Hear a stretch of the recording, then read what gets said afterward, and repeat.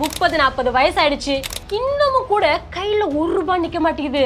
ஏன்னா கல்யாணம் குழந்தை குட்டினானதுக்கு அப்புறம் சம்பாதிக்கிறது பூரா வயிற்றுக்கும் வாய்க்குமே பத்த மாட்டேங்குது அப்படின்னு நிறைய பேர் கவலைப்பட்டு இருக்கீங்களா?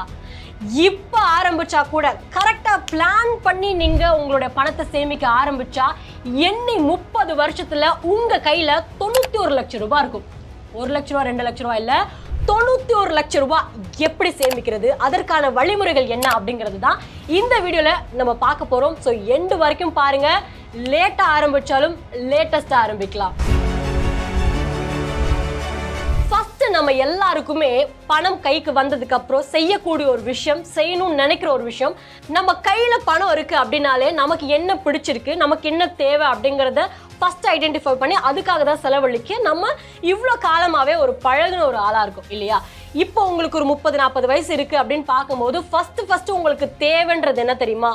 குழந்தைங்களுடைய எதிர்காலம் தான் தேவை அப்படின்னு மாறிடும். ஸோ அவங்களுடைய ஃபியூச்சர் எப்படி இருக்க போகுது, அவங்களுடைய படிப்பு செலவுக்கு எவ்வளவு செலவழிக்க போகிறோம், எவ்வளவு சேர்த்து வச்சிருக்கிறோம் அப்படிங்கிறத நினைச்சாலே அப்படியே தலையெல்லாம் சுத்துது அப்படின்னு தான் சொல்வீங்க. இன்னொரு சிலருக்கு என்ன பண்ணுவாங்கன்னா, வீடு வாங்கணும் இல்லை வீடு கட்டணும், ரொம்ப நாள் ஆசை. ஒரு மிடில் கிளாஸ் மக்களாக இருக்கிறேன், மிடில் கிளாஸ்லேயே வாழ்ந்துருக்கிறேன், சொந்த வீட்டில் ஒரு நாள் தூங்கணும் அப்படிங்கிற ஒரு கனவும் ஆசையும் எல்லாருக்கும் இருக்கும். ஸோ இந்த மாதிரி ஒவ்வொருத்தவங்களுக்கும் ஒவ்வொரு விதமான ஒரு ஆசைகள் இருக்கும். அதுதான் ஃபஸ்ட்டு தேவை, அதை தான் நம்ம பூர்த்தி பண்ணணும் அப்படின்னு நினைப்பாங்க. ஆனால் இப்போ ஒரு 30-40 வயசு ஆயிடுச்சு அப்படிங்க பார்க்கும்போது நிச்சயமாக நம்மளோட குழந்தைங்களோட வயசும் ஏறிக்கிட்டே போகும்.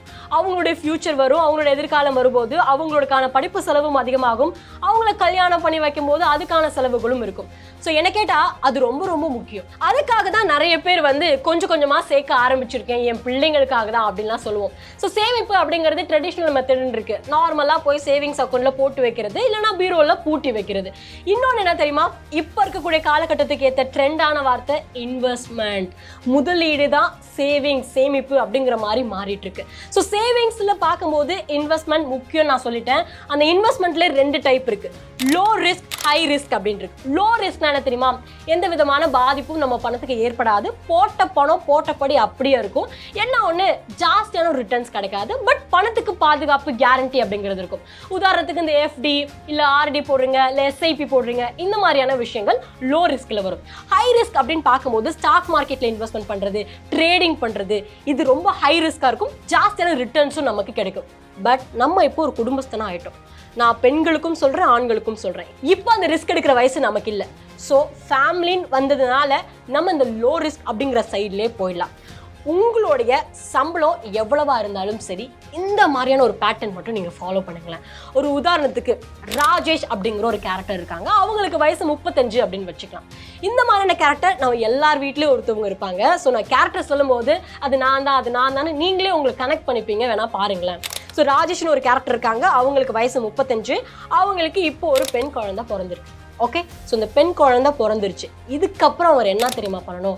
அவர் சம்பாதிக்கக்கூடிய பணத்தில் 10,000 ரூபாய் தனியாக சேவ் பண்ணி எடுத்து வச்சுக்கணும். அந்த 10,000 ரூபாய் தான் இப்போ பிளான் பண்ணி நம்ம சேமிக்க போகிறோம். அதில் ஃபஸ்ட்டு 2,000 ரூபாய் எடுத்துக்கோங்க.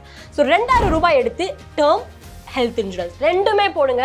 உங்களுக்கான கவரேஜ் 1 கோடி ரூபாய் 2 கோடி ரூபாய் வர மாதிரி பார்த்துக்கோங்க. உங்களுடைய ஃபேமிலிக்கு எவ்வளவு தேவையோ அதுக்கு தகுந்தாப்புல தான் நீங்கள் எடுத்துக்கணும். அதோட ப்ரீமியம் பார்க்கும்போது ஒரு மாதத்துக்கு 2,000 ரூபாய் வர மாதிரி பார்க்கணும். சப்போஸ் நீங்கள் ஒரு 25 வயசுலேயே எடுத்திருந்தீங்க அப்படின்னா ப்ரீமியம் இதை விட இன்னும் கம்மியாக கூட இருக்கிறதுக்கான வாய்ப்புகள் இருக்குது. ஸோ எவ்வளோக்கு எவ்வளோ சீக்கிரமாக ஒரு விஷயம் செய்ய ஆரம்பிக்கிறோமோ அவ்வளோக்கு அவ்வளோ நம்மளோட ஃபியூச்சர் ரொம்ப நல்லாயிருக்கும். ஸோ ஃபஸ்ட்டு 10,000 ரூபாயில் 2,000 ரூபாய் எடுத்து டேர்ம் அண்ட் ஹெல்த் இன்சூரன்ஸ் போட்டாச்சு. அடுத்து என்ன பண்ணுறீங்கன்னா, ஒரு 1000 ரூபாய் எடுங்க. உங்களுக்கு ஒரு பெண் குழந்தை பிறந்திருக்கு இல்லையா, அந்த பெண் குழந்தையோட பேரில் சுகன்யா சம்ருதி யோஜனா அப்படிங்கிற திட்டத்தில் அந்த பணத்தை போட ஆரம்பிங்க. அதனுடைய டென்யூர் பீரியட் 21 வருஷம். பட் 21 வருஷமும் நம்ம பணம் போடணும்னு அவசியம் கிடையாது. ஃபர்ஸ்ட் 15 வருஷம் நம்ம பணத்தை போட்டால் போதும், 6 வருஷம் அப்படியே நம்ம பணம் இருக்கும். 21 வருஷம் மெச்சூரிட்டியான பீரியட்க்கு அப்புறமா நம்ம கைக்கு எவ்வளோ பணம் இருக்கோ, எவ்வளவு நம்ம போட்டோமோ அதுக்கு தகுந்தாப்புல பணம் நமக்கு ரிட்டர்ன் கிடைக்கும். இப்போ ஃபர்ஸ்ட் 10,000 ரூபாயில் 2,000 ரூபாய் டேர்ம் அண்ட் ஹெல்த்துக்கு போட்டாச்சு, 1000 ரூபாய் சுகன்யா சம்ருதி யோஜனா திட்டத்துக்கு போட்டாச்சு. அடுத்து ஒரு 5,000 ரூபாய் எடுங்க. 5,000 ரூபாய் எடுத்து எஸ்ஐபியில் போடுங்க. நான் சொன்னேன் இல்லையா, லோ ரிஸ்க் அப்படின்னு பார்க்கும்போது எஸ்ஐபி, இந்த மியூச்சுவல் ஃபண்ட் இதெல்லாம் வரும். ஜாஸ்தியான ரிட்டர்ன்ஸ் கிடைக்கல அப்படின்னாலுமே மார்க்கெட் பொறுத்து தான் அதுவும் இருக்கும். பட் நினச்ச லெவலுக்கு அந்த ரிட்டர்ன்ஸ் அவங்க கொடுப்பாங்க. 5,000 ரூபாயை போடுங்க. மேக்ஸிமம் பார்த்தீங்கன்னா 15% கொடுப்பாங்க. பட் ஆவரேஜை நான் கம்மியாகவே எடுத்துக்கிறேன். 12% தான் ஒரு வருஷத்துக்கு நமக்கு கிடைக்கக்கூடிய ரிட்டர்ன்ஸ் அப்படின்னு எடுத்துக்கலாம். ஸோ இதையும் நீங்கள் போட்டுக்கிட்டே இருங்க. இந்த சமயத்துல லாஸ்டா இருக்கக்கூடிய 2000 ரூபாய் இருக்குல்ல, ரொம்ப ரொம்ப முக்கியம். அந்த 2000 ரூபாய் எதுல இன்வெஸ்ட்மெண்ட் பண்ணணும் அப்படின்னு சொல்றதுக்கு முன்னாடி இந்த மியூச்சுவல் ஃபண்டுன்றது எல்லாரும் சொல்றாங்க யுவராணி நல்லது, நல்ல பணம் கிடைக்கும், பணமும் கொஞ்சம் பாதுகாப்பாக தான் இருக்கும் அப்படிங்கிற மாதிரிலாம் சொல்றாங்க. பட் அந்த மியூச்சுவல் ஃபண்ட் பத்தி எங்களுக்கு ஒன்றும் தெரியாது, எஸ்ஐபினா என்ன, எதுல இன்வெஸ்ட்மெண்ட் பண்ணணும், எப்படி ரிட்டர்ன்ஸ் வரும் அப்படின்ற பல விஷயங்கள் எங்களுக்கு தெரியல, சந்தேகமா இருக்கு அப்படின்னு நினைச்சீங்கன்னா நம்ம சேனல் பயோல இந்த மியூச்சுவல் ஃபண்டுக்கான ஒரு லிங்க் நான் கொடுக்குறேன். அதை நீங்க கிளிக் பண்ணி பார்த்தீங்கன்னா மியூச்சுவல் ஃபண்ட் பத்தி டாப் டு பாட்டம் நீங்க தெரிஞ்சுக்கலாம். ஒருத்தவங்க உட்காந்து சொல்லி கொடுக்குற மாதிரியே அதில் இருக்கும். ஸோ நீங்க செக் பண்ணி பாருங்க. இதோட விலை பார்க்கும்போது 399 ரூபான்னு போட்டிருக்கும். இந்த ஒரு கோர்ஸா 399 ரூபா அப்படின்னு நீங்க வருத்தப்படலாம். ஆனா இந்த ஒரு கோர்ஸ் மட்டும் கிடையாது, தனிப்பட்ட நிதி அப்படிங்கிற கேட்டகரியில் இருக்கக்கூடிய 10க்கும் மேற்பட்ட கோர்சஸ் இதே 399 ரூபா தான். அந்த 10க்கும் மேற்பட்ட கோர்சஸ் என்னன்னு பார்த்தீங்கன்னா ஸ்டாக் மார்க்கெட்டா இருக்கட்டும், ஃபினான்ஷியல் ஃப்ரீடம் கோர்ஸா இருக்கட்டும், ஒரு கடன் வாங்கியிருப்பீங்க அது எப்படி திருப்பி செலுத்துறதுன்ற ஒரு ஐடியாவா இருக்கும். இது எல்லாமே இந்த கோர்ஸ்ல வரும். வெறும் 399 ரூபாய்க்கு செக் பண்ணி பாருங்க. உங்களுக்கு இது ஓகேன்னு தோணுச்சுன்னா வாங்கிக்கோங்க. இப்போ நம்ம லாஸ்டா இருக்கக்கூடிய 2000 ரூபாயை என்ன பண்ணலாம் அப்படிங்கறத சொல்றேன். Emergency fund, last but not லீஸ்ட்னு சொல்ற மாதிரி தான் எமர்ஜென்சி ஃபண்டுன்றதுக்காக 2000 ரூபாய் நம்மளுடைய அக்கௌண்ட்ல இருந்து சேவிங்ஸ் அக்கௌண்ட் ஒன்று கிரியேட் பண்ணி அதுல போட்டு வச்சிடணும். என்ன ஆனாலும் சரி அந்த 2000 ரூபாய் நீங்க தொடவே கூடாது. அது ரொம்ப ரொம்ப முக்கியமான ஒரு ப்ரீஷியஸான ஒரு அமௌண்ட்டா இருக்கும். இப்போ உங்களுடைய பிள்ளைக்கு வயசு 21 ஆயிடுச்சுன்னு வச்சுக்கலாம். 21 வயசு ஆனதுக்கப்புறம் என்ன ஆகும், சுகன்யா சம்ரிதி யோஜனா திட்டம் மெச்சூர்டா இருக்கும். ஸோ 21 வருஷம் கழிச்சு நீங்க சுகன்யா சம்ரிதி யோஜனா திட்டத்துல மாசம் மாசம் போட்ட 1000 ரூபாய் எவ்வளவா தெரியுமா வந்து நிற்கும்? 5,50,000 சில்லற ரூபாய் வந்து நிற்கும். அதே மாதிரி எமர்ஜென்சி ஃபண்ட்ல நீங்க சேர்த்துட்டு வந்துட்டு இருந்தக்கூடிய அந்த 2000 ரூபாய் 21 வருஷம் கழிச்சு பார்க்கும்போது 6,60,000 சில்லற ரூபாயா இருக்கும். இந்த 1000 ரூபாய் 2000 ரூபாயே இவ்வளோ லட்சமா வளர்ந்து நிற்கும் போது எஸ்ஐபில நீங்க போட்ட 5000 ரூபாய் எவ்வளோ தெரியுமா ஆயிருக்கு? இப்போ 56,93,000 சில்லற ரூபாய்.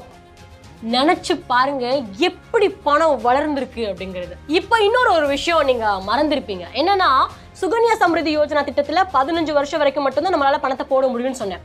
அப்ப 21 வருஷம் கழிச்சு தான் நீங்க உங்க பணத்தை எல்லாம் பாக்குறீங்க. அப்ப இந்த 15க்கும் 21க்கும் நடுவில் இருக்கக்கூடிய 6 வருஷம் சுகன்யா சம்ரிதி யோஜனா திட்டத்துல போடக்கூடிய 1000 ரூபாயை சப்போஸ் ஆர்டில போட்டிருந்தீங்க அப்படின்னா 88,000 ரூபாயா மாறி நிற்கும். இப்போ இது எல்லாத்தையும் கூட்டி பாருங்க, உங்க கையில 70,02,000 சில்லற ரூபாய் இருக்கும். 35 வயசுல ஆரம்பிச்சிருந்தா கூட 56 வயசுல உங்க கையில 70 லட்சம் ரூபாய் நிக்குது. இப்படிதான் பணம் வேலை பார்க்கும். இப்போ இந்த 70 லட்சம் ரூபாயில ஒரு 20 லட்சம் ரூபாய் எடுத்து உங்களுக்கு 2 குழந்தைய ஆயிருக்குன்னு வச்சுக்கோங்களேன். அவனோட படிப்பு செலவு, கல்யாண செலவு எல்லாம் அந்த 56 வயசுல நீங்க பண்ணும்போது அவங்களுக்குன்னு ஒரு 20 லட்சம் ரூபாய் ஒதுக்கி வச்சா கூட உங்க கையில 50 லட்சம் ரூபாய் இருக்கு. இந்த 50 லட்சம் ரூபாய் உங்க கையில 56 வயசுல இருக்கு. கரெக்டா? இப்போ ரிட்டையர்மெண்ட் பீரியட் ஆகிறதுக்கு இன்னும் 4 வருஷம் இருக்கு. ரிட்டையர்மெண்ட் அப்படிங்கறது நம்ம 60 வயசு அப்படிங்கறத குறிச்சிட்டு இருக்கிறோம் இல்லையா? அப்படி குறிப்பிட்டு சொல்லும் போது இந்த 56 வயசுல உங்க கையில இருக்கக்கூடிய 50 லட்சம் ரூபாயை லம்சமா போட்டுருங்க மியூச்சுவல் ஃபண்ட்ல. லம்சமா போட்டுருங்க. ஓகே, அதுக்கப்புறம் இந்த 4 வருஷம் மாசம் மாசம் 20,000 ரூபாய் நீங்க எஸ்ஐபில போடணும். இப்போ 56 வயசுல 50 லட்சம் ரூபாய் லம்சம்ல போட்டிருக்கீங்க. அதே 56 வயசுல இருந்து மாசம் மாசம் 20,000 ரூபாய் எஸ்ஐபில போட ஆரம்பிக்கிறீங்க. 60 வயசு ஆனதுக்கு அப்புறம் இந்த லம்சம்ல போட்ட பணம் எவ்வளவு தெரியுமா ஆயிருக்கு? 78,67,000 சில்லற ரூபாய். இந்த எஸ்ஐபில மாசம் மாசம் 20,000 ரூபாய் போட்டோம் இல்லையா, அது 4 வருஷம் கழிச்சு 12,36,000 சில்லற ரூபாயா இருக்கு. மொத்தமா கூட்டி கழிச்சு பாருங்க 91 லட்சம் ரூபாய் உங்க கையில இருக்கும் 60 வயசா இருக்கும் போது. மலைப்பா இருக்குல்ல? நமக்கெல்லாம் தெரியாத ஒரு விஷயம் என்ன தெரியுமா? பணம் சம்பாதிக்க தெரியும், பட் அந்த பணத்தை எதுல போட்டு அந்த பணம் நமக்கு வேலை பார்க்கும், எப்படி அந்த பணத்தை பெருக்க வைக்கிறது அப்படிங்கறத நமக்கு தெரியாம போயிடுது. ஸோ இந்த வீடியோல நீங்க 30 வயசானாலும் சரி, 40 வயசானாலும் சரி, இந்த இடைப்பட்ட காலகட்டத்தில் இருக்கக்கூடிய நபரா இருக்கீங்க, 1 ரூபா கூட இன்ன வரைக்கும் உங்க கையில சேமிச்சு வைக்கல, கவலையே வேணாம். இந்த மாதிரி ஒரு பிளான் பண்ணி சேஃப் ஜோன்லயே உங்களால 91 லட்சம் ரூபாய் அடைய முடியும். ஸோ இந்த வீடியோ உங்களுக்கு ரொம்ப ஹெல்ப்ஃபுல்லாக இருந்துச்சுன்னு நினச்சிங்கன்னா ஃப்ரெண்ட்ஸ் அண்ட் ஃபேமிலி மெம்பர்ஸ்க்கு ஷேர் பண்ணுங்கள். அண்ட் முக்கியமாக வீடியோ பற்றின கருத்துக்கள், இந்த ஐடியா எப்படி இருந்ததுன்னு கருத்துக்களை உங்களுடைய கமெண்ட் செக்ஷனில் தயவு செஞ்சு தெரியப்படுத்துங்க. ஏன்னா அதுதான் எனக்கு ரொம்ப ஹெல்ப்ஃபுல்லாக இருக்கும். நல்லா இருக்கு, நல்லா இல்லை நீங்கள் சொல்லும்போது நெக்ஸ்ட் வீடியோவில் எப்படி இம்ப்ரூவ்மெண்ட் பண்ணிக்கலாம் அப்படிங்கிற மாதிரி பல விஷயங்கள் நான் தெரிஞ்சுப்பேன்ல. ஸோ இந்த வீடியோ ரொம்ப பிடிச்சிருந்தா ஒரு லைக்கும் பண்ணிடுங்க. தேங்க்யூ.